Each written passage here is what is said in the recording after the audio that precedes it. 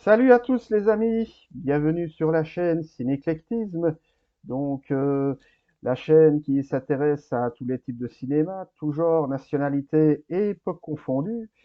Alors aujourd'hui, retour sur Un silence, donc drame franco-belge réalisé par Joachim Lafosse, avec dans les rôles principaux Emmanuel Devos et Daniel Auteuil, dans des rôles plus secondaires Jeanne Chéral et Mathieu Gallo. Alors, le résumé en quelques mots. Donc, le film suit la descente aux enfers d'une famille dont le père avocat s'occupe actuellement d'une affaire de pédocriminalité.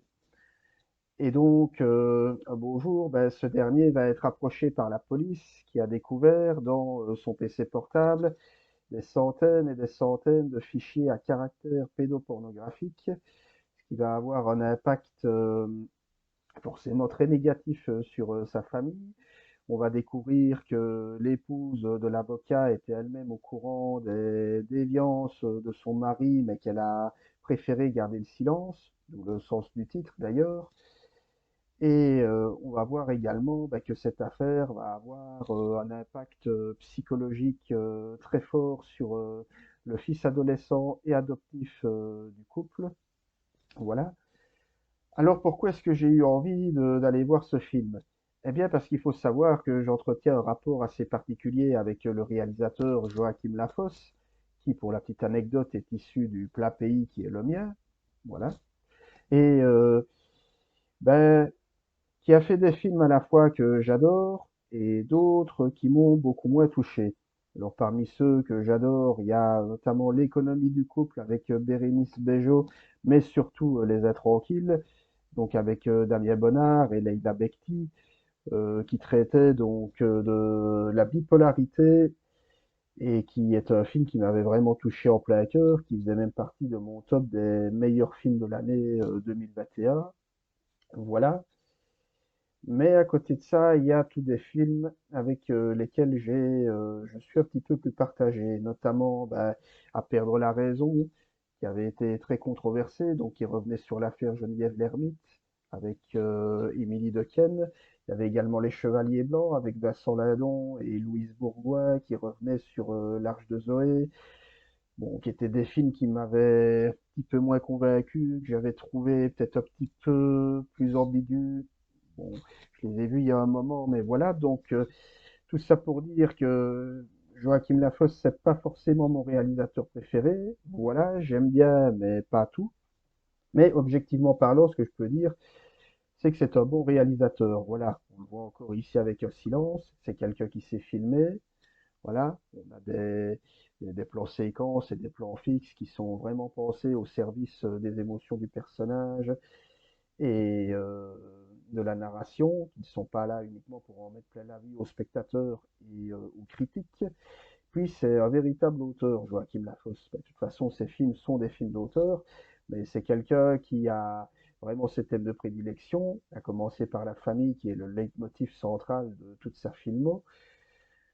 Et on a également, visiblement, certains penchants de sa part pour des affaires judiciaires controversées. Je disais tout à l'heure, son film À perdre la raison, qui revient sur l'affaire Geneviève Lhermitte ou Les Chevaliers Blancs sur l'Arche de Zoé.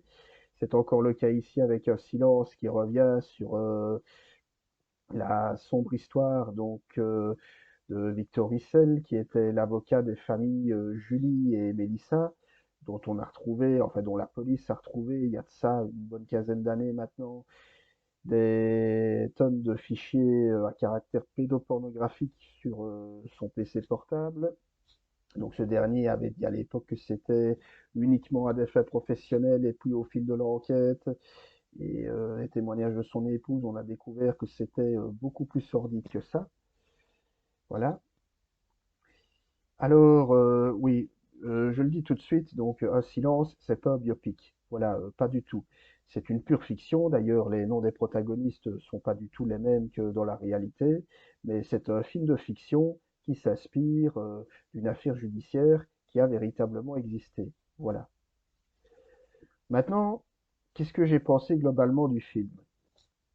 Eh bien, moi déjà, ce que j'ai beaucoup aimé, c'est que Ben, Joachim Lafosse ici trouve le ton juste entre noirceur totale et émotion pure. Donc c'est-à-dire que malgré les faits racontés, il ne verse jamais dans la crudité extrême ni dans le pathos excessif larmoyant. Voilà. Et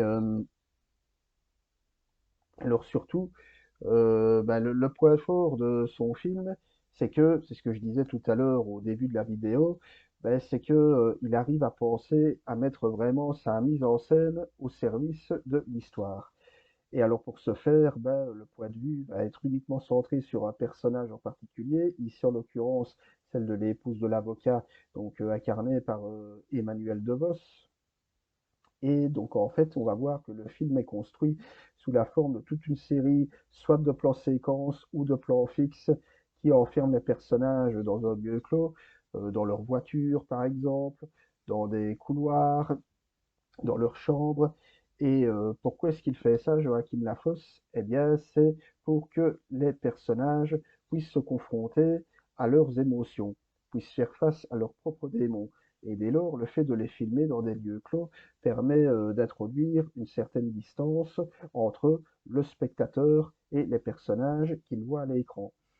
Et c'est une manière également subtile de la part du réalisateur de ne pas prendre parti, donc de s'effacer derrière son film. Ici, Joachim Lafosse, voilà, il ne juge pas, il constate. Et ça, c'est très important à souligner. Et dès lors, ben, cette manière de faire permet justement au spectateur de se faire sa propre opinion sur ce qu'il voit à l'écran. Par exemple, est-ce que l'épouse de l'avocat a bien fait d'agir comme elle l'a fait? Est-ce que, bon, elle l'a fait pour protéger sa famille, mais au final, elle devait peut-être se rendre compte aussi que ça finirait par se savoir. Donc tout ça, c'est vraiment au spectateur de se faire sa propre opinion des choses et de l'enquête, et c'est ça que je trouve très judicieux. C'est qu'à aucun moment, le réalisateur ne nous dit il faut penser comme ça, il y a les bons d'un côté, les méchants d'un autre, etc. C'est beaucoup plus subtil, et je trouve que le film est très juste à ce niveau-là. Mais ce qui renforce également, pour moi, sa maîtrise, ben, c'est sa direction d'acteur. Mais de manière générale, on l'avait déjà vu dans Les Intranquilles, hein, à travers le couple formé par Daniel Bonnard et Leila Bekti, qui était formidablement bien dirigé, qui était, enfin, je veux dire, hallucinant de justesse et de réalisme. Ici, c'est encore le cas avec Un silence. On voit bah, Emmanuel DeVos qui est bah, véritablement impressionnante, qui au départ bah, va jouer l'indifférence.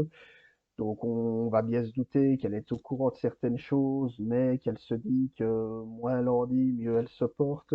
Et puis progressivement, avec l'arrivée de la police, etc., eh bien forcément, bah, la réalité, on va dire, va rattraper euh, les- la réalité va dépasser la fiction en quelque sorte, hein, on va le dire comme ça, et on va la voir progressivement se décomposer à la fois physiquement et psychologiquement, notamment via son visage. On va la voir notamment lors des fameux interrogatoires avec la police, progressivement perdre un peu son sang-froid, avec ben voilà, sa mâchoire qui va se mettre à trembler, les yeux bouillir de larmes. Donc on voit qu'elle va progressivement perdre un petit peu le contrôle d'elle-même. Et, euh, et ce tout au long du film d'ailleurs. Donc plus le film avance, plus son interprétation change.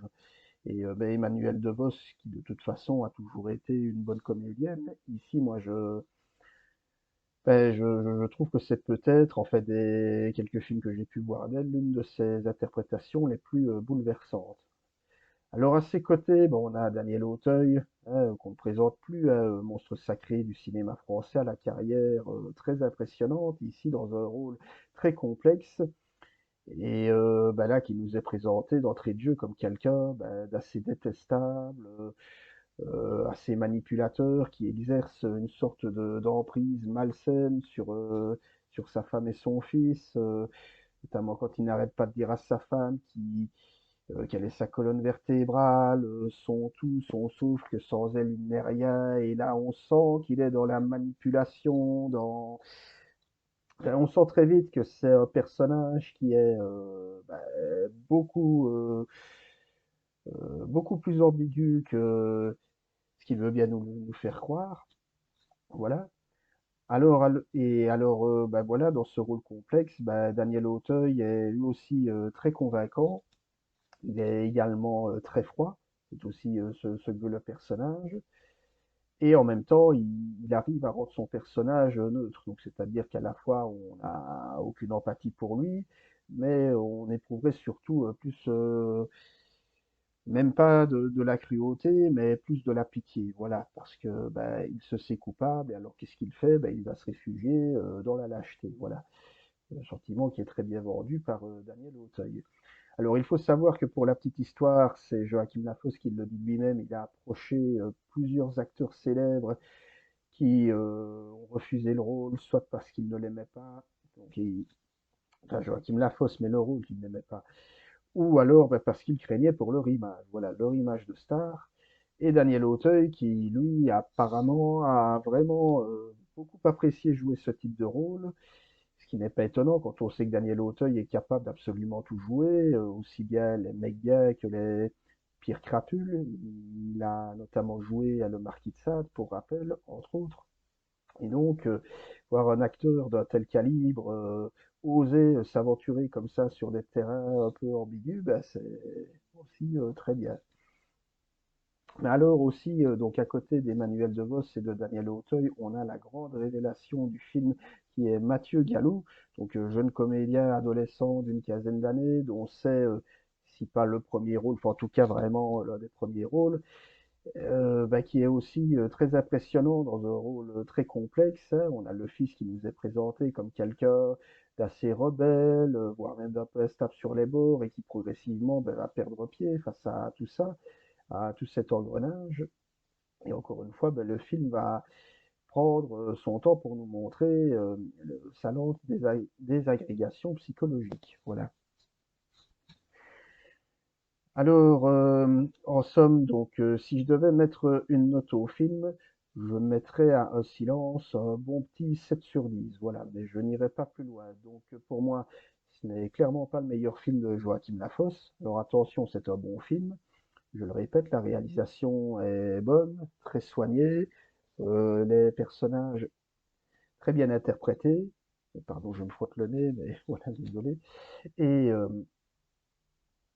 mais je trouve on en ressort beaucoup moins bouleversé que par rapport aux Intranquilles ou même l'économie d'un couple où on arrivait à, entre guillemets, se, se comparer aux personnages. Donc voilà, parce que c'était des personnages qui étaient soumis à des choses de la vie qui étaient certes très complexes, très dures, mais qui pouvaient profondément nous atteindre. Or ici, on est quand même confronté à un cas plus particulier, déjà beaucoup plus sordide, et en même temps avec un fait pour lequel voilà, on ne peut pas s'empêcher d'éprouver une certaine animosité, notamment à travers la figure de l'avocat.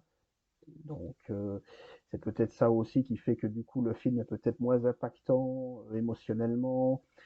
Peut-être aussi que, alors oui, le film est très sombre parce que le sujet l'est également, mais alors du coup, on arrive moins à rentrer dedans. Donc, on ressort du film quand même impressionné, à la fois par sa maîtrise et aussi par la délicatesse avec laquelle le réalisateur adopte son sujet, mais on n'en sort pas bouleversé pour l'instant. Voilà. Donc pour moi, c'est un bon film, mais c'est pas non plus une claque, encore moins un choc que j'ai pu lire ici par là dans certaines critiques. Mais en tout cas, si vous êtes intéressé, si vous aimez le travail de Joachim Lafosse, je vous encourage à aller voir ce film. Vous ne perdrez pas votre temps, mais peut-être que vous l'apprécierez mieux que moi, hein, c'est tout à fait possible, voilà. Donc, si vous avez aimé cette vidéo, n'hésitez pas à m'en faire part. Si vous n'êtes pas d'accord avec mon propos, faites-m'en part aussi. Alors, je le répète évidemment, dans la politesse, le respect et la bonne humeur, pas dans la beaufrie, la grossièreté ou la vulgarité, par pitié, je ne le dirai jamais assez. Et si vous avez envie de voir le film, bah, n'hésitez pas non plus à le dire. Quant à nous, nous allons nous retrouver pour un prochain film qui, j'espère, sera peut-être un petit peu plus léger. Alors, ça me fait rire parce que lors de ma vidéo précédente, qui était déjà consacrée à un film qui était déjà pas facile, je vous avais promis une vidéo sur un long métrage qui serait plus léger, ce qui n'est pas le cas ici. Donc, on verra bien pour la suite, mais je vous rassure, promis, on ne parlera pas que de films durs. Voilà, ça c'est dur. Voilà, c'est comme ça. Allez. Ben, je vous dis à la prochaine. Un bon dimanche et à bientôt. Salut.